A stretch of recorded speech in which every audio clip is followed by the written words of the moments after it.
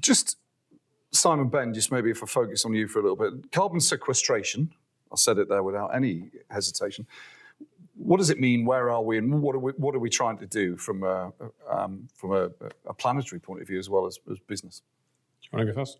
Yeah, sure. So when we talk about carbon sequestration, we're talking about the CO2, the carbon dioxide that is pulled from the atmosphere by living habitats, ecosystems. The easiest way to imagine it is trees growing and sequestering that carbon into the trunk, as Doug was talking about, kind of the old oak trees. So when we're looking at carbon offsets or carbon credits, we're looking to quantify the amount of carbon that's been taken in by those trees over time, and then either companies using that to meet their own net zero commitments or selling it on a market to other companies that need to meet net zero commitments via kind of buying credits. Yeah, okay. And Simon, your take on that? I think just expanding on that and just kind of taking that through into organisations that are buying those credits. I think there is increasingly a lot of conversations, particularly in the last 12 months, really. There's been a bigger focus the last few weeks, particularly, on when people are purchasing those credits, that there is not just a credibility to them, but there's a connection somewhere in that. Yeah. I think particularly if there's a food supply chain involved in that business, then there is increasingly an element of we need to be looking at the fact that there's extra elements to that. It's almost looking at sustainability as a whole rather than trying to just look at it as, oh, we'll just go and buy a credit for however many pounds and that'll do.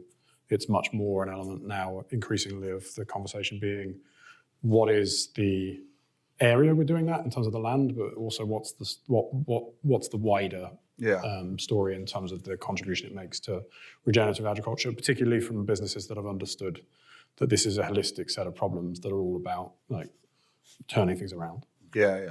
So great stuff. I like that. So, but whilst we're on the potentially vexed issue of credits and offsets, I find people talk to me through the EBN, and there's significant confusion over the terminology of what is a carbon credit versus what is a carbon offset, which maybe you can clarify very quickly for us. But Doug, you've initiated, but I believe kind of handed over the UK Carbon Code of Conduct, which is something you believe the market needs for that sort of authenticity and independence of assessment, basically. So just tell us a little bit about that before we go into we'll come back to the credits market. Yeah, sure. So back in 2015, I managed to get my foot through the door of the Paris climate talks, realised that farming was going to play a key role in the reverse of climate change and biodiversity collapse, but kind of looked around the world. So we knew that farmers had the answers, land managers had the answers, but there wasn't what we felt was a credible method to approve a project, measure, report, and verify the outcomes. So a very small group of stakeholders set up the UK Carbon Code. I've led it for a while, but we've got cross-sector specialists involved in the process. And it really takes a holistic view of a farm and land holding, looks at all of its natural capital assets, looks at all of its emissions, all of its sequestration, works out the balance. And as soon as that business is beyond net zero, they can sell the excess. Now, that's unusual. That doesn't often happen, but we've done that because we're avoiding greenwashing. Ours are real, measurable, reportable. You can come and buy an offset from us, and I can show you, not the exact ton, but I can show you where that carbon is. And you're welcome anytime to come and have a look. Yeah. Okay. Interesting. So back to offsets and credits. Discuss or explain.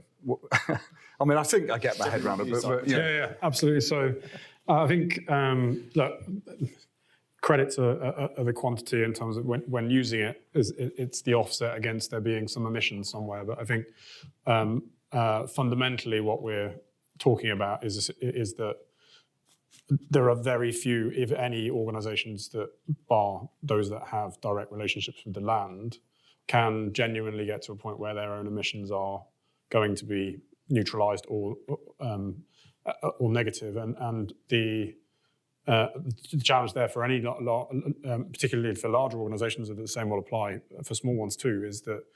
But right now, the lens predominantly from a corporate lens is we've got this bit we can't decarbonise because the technology is not there. There's an approach to that, and be that whether they choose to be carbon neutral now or that's a desire to be in due course. There's a really big challenge for a lot of them about setting a strategy which feels coherent behind that, and the credibility of the market is a huge risk for people because it takes one false move to cause a pretty serious reputational issue. And I think that makes a lot of people quite nervous to get into the space nowadays. I think there's we've really got to mature that space, and I think that initiatives like the Carbon Code are really important because it is a journey that we're all going to have to go on to figure out how to mature the approach to that. And in the UK, we've only really got, outside of this kind of initiative, the two kind of pillars, I guess, are the Woodland Carbon Code and the peatland Carbon Code that people would trade credits through. But it's much more complex than that. The reality is that if you want to look at where sequestration occurs, it's pretty complex on a farm. And trying to explain that to the kind of lay intelligent farmer is, you need to break it down into sensible ways of saying, look, if you do the following things, it will make the balance of what you're doing on your farm better for nature, and actually there'll be a good carbon benefit on it. But trying to get people to understand the ins and outs of soil carbon measurement and stuff is... Well, I suppose from a corporate, or SME upwards corporate point of view, they don't really need to understand that, I guess. It's just what is the end result from that point of view. The Environmental Business Network is here to help all businesses adapt to and benefit from the very different economic and environmental futures we all face. Subscribe to our YouTube channel or visit the website to find out more information.